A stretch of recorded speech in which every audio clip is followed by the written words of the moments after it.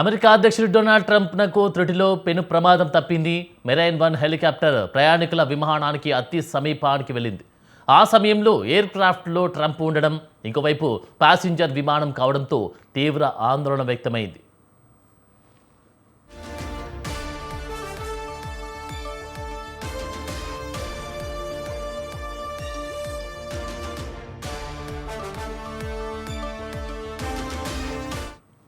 America రాజధాని గగనతలంలో 1 మైలుంటి తక్కువ దూరంలోకి helicopter, విమానం వచ్చాయి.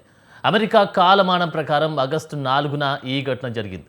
ఎయిర్ ట్రాఫిక్ సిబ్బందితో కమ్యూనికేషన్ సరిగా లేకపోవడం వల్లే ఇలా జరిగినట్లు తెలుస్తోంది. ఆ తర్వాత వెంటనే రెండింటి మధ్య నిర్దేశిత దూరం భారీగా తగ్గిందని గుర్తించిన ఎయిర్ ట్రాఫిక్ కంట్రోలర్ వెంటనే పైలట్లను అప్రమత్తం చేశారు.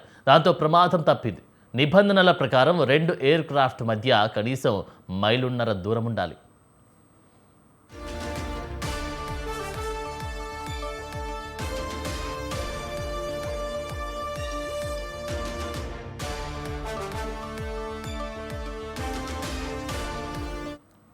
ఈ ఘటనపై national transportation safety board, America విమానయాన నియంత్రణ సంస్థ దర్యాప్తు చేపట్టాయి.